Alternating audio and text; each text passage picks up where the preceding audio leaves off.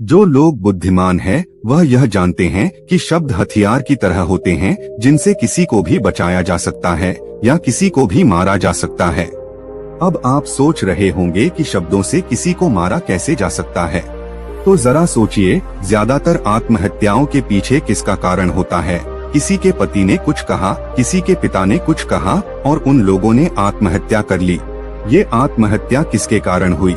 वो पीड़ित के मन को इतना दुखी कर गए कि उसके मन से वो दुख सहना और ज्यादा बर्दाश्त करना नामुमकिन हो गया और इसी वजह से उन्होंने आत्महत्या कर ली। ऐसे ही आपके शब्द किसी को नया जीवन प्रदान कर सकते हैं। जब कोई आदमी उदास होता है या दुखी होता है तो आपके शब्द उसमें एक नया जोश, एक नया उत्साह भर सकते हैं और एक हारा हुआ आदमी अपने जीवन में एक नई शुरुआत कर सकता है। सिर्फ शब्दों के माध्यम से, हमारी वाणी के माध्यम से। तो अब तक आप ये तो समझ ही गए होंगे कि हमारे शब्द हमारे जीवन को किस तरह निर्धारित करते हैं, शब्दों में कितनी ताकत होती है और किसी से बात करते वक्त हमें कितनी सावधानी से अपने शब्द बोलने चाहिए। आज जो बौद्ध कहानी मैं आपको सुनाने वाला हूँ, उसमें आपको सीधे तौर पर कुछ ऐसे तरीके पता चलेंगे, कुछ ऐसी परिस्थितियाँ पता चलेगी जहाँ पे आपको हमेशा चुप रहना चाहिए। कुछ परिस्थितियों में अगर आप कुछ नहीं बोलेंगे तो वही आपके लिए सबसे ज्यादा बेहतर होगा। इससे पहले कि आप इस कहानी में खो जाएं, इस चैनल को सब्सक्राइब जरूर कर लें। तो चलिए कहानी शुरू करते हैं। एक बार की बात है, एक युवा लड़का एक बार एक बौद्ध भिक्षु के पास पहुंचा। वो काफी परेशान लग रहा था और उसने बौद्ध भिक्षु से जाकर पूछा कि हे महात्मा, मैं अपने आप से परेशान हूँ, अपने आप से दुखी हूँ, बाहरी रूप से मुझे कोई दुख नहीं है, मैं धन धान्य संपन्न हूँ, मुझे कोई शारीरिक रोग भी नहीं है, लेकिन मैं खुद से परेशान रहता हूँ, अपने मन से परेशान रहता हूँ। अक्सर मेरी बातों को मेरा कोई भी दोस्त गंभीरता से नहीं लेता है और न ही मेरे परिवार के लोग मेरी किसी बात को गंभीरता से लेते हैं। मैं जो कुछ भी सलाह देता हूँ या तो वह उसे मजाक में उड़ा देते हैं या फिर उसे गंभीरता से लेते ही नहीं हैं। मेरी बातों को कोई गंभीरता से क्यों नहीं लेता है? क्यों मेरी बातों पर कोई अमल नहीं करता? क्यों मेरी बातों में कोई रुचि नहीं दिखाता? क्या कारण है? कृपया मुझे बताने का कष्ट करें और मेरे मन के इस दुख को दूर करें। यह सुनकर बौद्ध भिक्षु ने कहा कि आज सुबह मैं चालित ध्यान करके वापस आ रहा था। रास्ते में कुछ कौवे काव काव कर रहे थे और वहीं पर जब मैं चलता हुआ कुछ दूर आया तो मुझे एक मोर की मधुर आवाज सुनाई दी। ये सुनकर अचानक मेरे मन में ख्याल आया कि कौवे कितना काव काव करते हैं, कितना बोलते रहते हैं, लेकिन कोई भी प्राणी कौवे की आवाज को पसंद नहीं करता। मोर हमेशा सही परिस्थिति के हिसाब से बोलता है। जब भी बारिश होने वाली होती है और बादल गरजते हैं और बारिश होने की आशंका होती है, ऐसे में मोर अपनी मधुर आवाज में गाता है जो सभी को प्रिय होता है, सभी को अच्छा लगता है।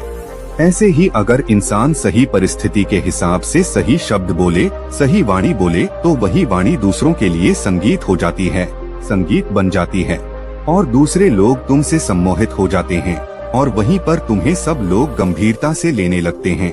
और दूसरी तरफ अगर तुम यूं ही बेफिजूल ऐसे ही बोलते रहते हो, बिना किसी बात के बोले चले जाते हो, तो फिर तुम्हें कोई गंभीरता से नहीं लेता। तुम उस कौवे की भांति हो जाते हो जिसकी वाणी कोई पसंद नहीं करता और बाद में तुम्हें दुख होता है कि तुम्हें कोई गंभीरता से क्यों नहीं लेता। इसीलिए अपने शब्दों को बेहद बुद्धिमानी के साथ इस्तेमाल करना सीखो। अगर तुम नहीं सीखोगे तो समाज में तुम्हें कोई सम्मान या कोई गंभीरता से नहीं लेगा। यह सुनकर वो युवा लड़का बोला कि हे महात्मा, मैं जानता हूँ कि मैं ज्यादा बोलने की बीमारी से ग्रस्त हूँ, मुझे इतना नहीं बोलना चाहिए, लेकिन मैं अपने आप पे काबू नहीं रख पाता और न ही मैं इतना बुद्धिमान हूँ कि मैं अपने शब्दों को नाप तोल कर बोल सकूं। मैं तो किसी से बात करते वक्त इतना सोचता भी नहीं कि मुझे अपने शब्द किस तरह इस्तेमाल करने हैं। कृपया करके कुछ ऐसी परिस्थितियाँ बता दीजिए जहाँ पर मुझे कम बोलना है या फिर बोलना ही नहीं है, हमेशा चुप रहना है। अगर आप मेरा ऐसे मार्गदर्शन कर सकते हैं तो मेरा जीवन आसान हो जाएगा और मुझे ज्यादा दिमाग या अपनी बुद्धि लगाने की भी जरूरत नहीं पड़ेगी। यह सुनकर बौद्ध भिक्षु ने मुस्कुराते हुए कहा कि बेटा, वैसे तो इंसान को हर परिस्थिति में सोच समझकर ही बोलना चाहिए, लेकिन अगर वो हमेशा होश में नहीं रह पाता है, ध्यान में नहीं रह पाता है, तो मैं तुम्हारे दैनिक जीवन की कुछ ऐसी परिस्थितियां बता रहा हूँ जहाँ पर तुम्हें हमेशा चुप रहना है। अगर तुम ऐसी जगहों पर कुछ बोलोगे तो तुम्हारा अपमान ही होगा या फिर तुम्हें कोई गंभीरता से नहीं लेगा।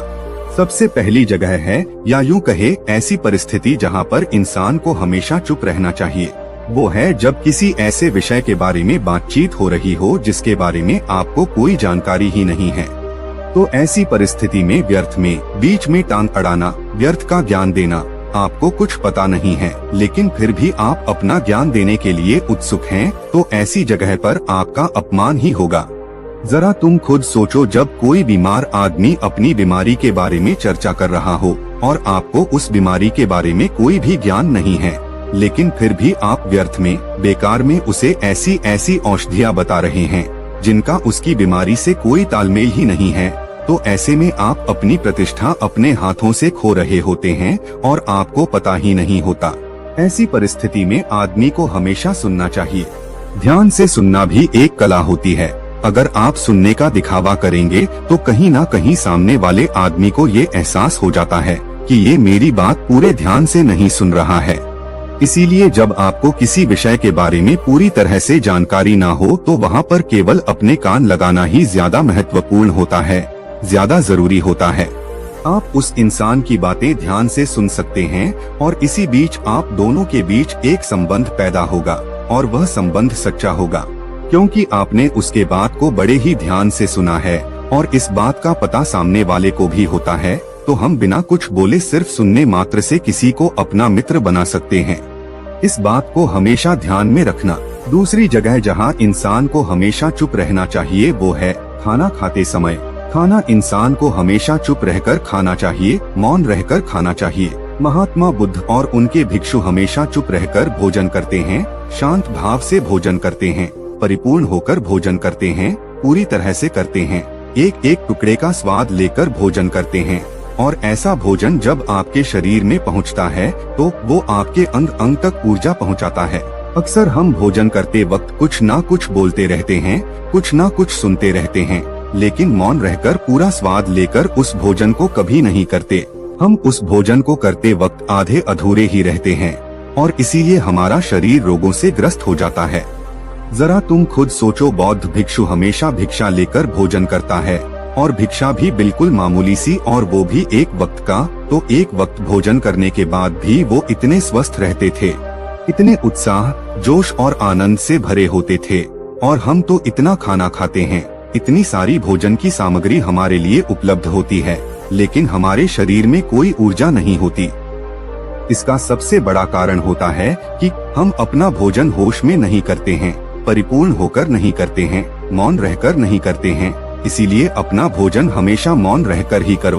तीसरी जगह जहाँ पर अगर आपने चुप रहना सीख लिया तो इसका मतलब यह है कि आपने अपने ऊपर विजय हासिल कर ली। जी हाँ, गुस्से में शांत रहना या चुप रहना इतना आसान नहीं होता है। अक्सर हम गुस्से से भरकर कुछ ऐसे शब्द या अपशब्द बोल जाते हैं जिसका पछतावा हमें हमेशा रहता है, लेकिन जुबान से निकला हुआ शब्द वापस नहीं हो सकता, उस शब्द को मिटाया भी नहीं जा सकता। अब वो जिंदगी भर हमारे दामन से जुड़ चुका है और वो गुस्से में बोला गया अब शब्द हमारे मन को समय समय पर बेचैन करता रहता है, दुखी करता रहता है। लेकिन गुस्से के वक्त चुप रहना सीखना भी एक बहुत बड़ी कला होती है। गुस्से में आदमी का अपने ऊपर काबू कहाँ रहता है, अपनी इंद्रियों को वश में कहाँ रख पाता है। इसीलिए इस कला को आप तभी सीख सकते हैं जब आप गुस्सा भी होश में रहकर कर पाएं। जब भी आपको गुस्सा आए, आपके दिमाग में सिर्फ एक ही बात आए कि मुझे चुप रहना है, मुझे किसी से कुछ गाली गलौज नहीं करना है, किसी को कोई अपशब्द नहीं बोलना है। और जब ये विचार गुस्से के साथ जुड़ जाता है और धीरे धीरे ये आदत बन जाता है तो आप अपने गुस्से को भी काबू में करना सीख जाते हैं। जब भी कभी गुस्सा आए तो किसी को कुछ बोलने की बजाय कुछ शारीरिक व्यायाम करना शुरू कर दो। उछलना, भागना, दौड़ना, जिम करना, कुछ भी आप ऐसा व्यायाम कर सकते हो जिसमें आपका शरीर थक जाए। आप पाएंगे कि जब आपका शरीर थक जाता है तो आपका मन भी शांत हो जाता है। आपने उस गुस्से की ऊर्जा को एक सकारात्मक रूप दे दिया।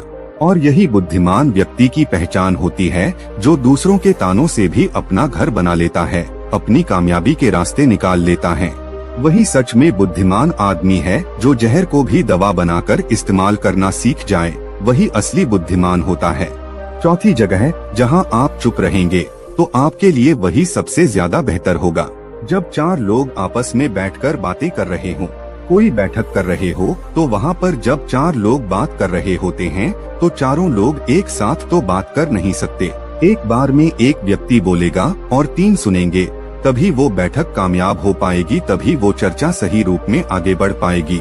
लेकिन अगर कोई आदमी ऐसा बैठा हुआ है जो बीच में ही दूसरे की बात काटकर अपनी बात को ऊपर रखना चाहता है, तो ऐसे में वो चर्चा या वो बैठक आपको कहीं नहीं पहुंचाएगी और चारों लोगों के बीच आप सबसे मूर्ख कहलाओगे। अगर आपको अपनी बात कहनी है तो सामने वाले को अपनी बात पूरा करने दो, उसके बाद अपने विचार रखो। यही एक भद्र पुरुष या फिर कहें अच्छे आदमी की पहचान होती है।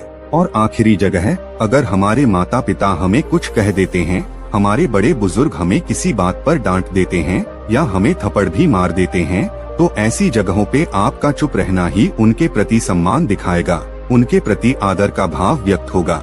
अगर आप उनके सामने उनका विरोध कर देते हैं, उनका प्रतिरोध कर देते हैं, तो वो गुस्सा तो थोड़ी देर बाद शांत हो जाएगा, लेकिन वो कही गई बात, वो विरोध किया हुआ शब्द या फिर कुछ भी उल्टा सीधा हमेशा आपके मन को सताएगा और आपके माता पिता को हमेशा यही लगेगा कि ये हमारी इज्जत नहीं करता, हमारी बात नहीं मानता, क्योंकि ये कमाने लग गया है, ये बड़ा बन गया है। ऐसी ऐसी बातें उठेंगी, ऐसे ऐसे तंज कसे जाएंगे। इसीलिए ऐसी जगह पे आप मौन रहिए, चुप रहिए, कुछ मत बोलिए, अपने गुस्से को अपने अंदर ही पी लीजिए, कुछ व्यायाम कर लीजिए, भाग लीजिए, दौड़ लीजिए, आपका मन अपने आप शांत हो जाएगा। आखिर में बौद्ध भिक्षु ने अपनी बात को खत्म करते हुए कहा कि कम शब्दों में अपनी भावनाओं को उतारना सीखो। शब्द हथियार की तरह होते हैं, बोलो तो होश में बोलो, ध्यान में बोलो। जीवन शैली ऐसी बना लो कि आप जब भी बोलो पूरे होश में रहकर बोलो, पूरे आनंद के साथ बोलो, पूरे प्रेम के साथ बोलो।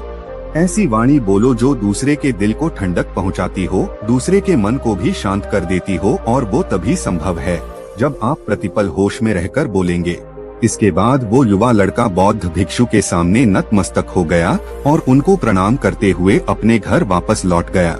उम्मीद करता हूँ कि यह कहानी आपको जरूर पसंद आई होगी। पसंद आई हो तो अपने दोस्तों के साथ शेयर जरूर करें, और चैनल पर नए हैं तो चैनल को सब्सक्राइब जरूर करें ताकि वीडियो आपके पास पहुँच पाए। धन्यवाद।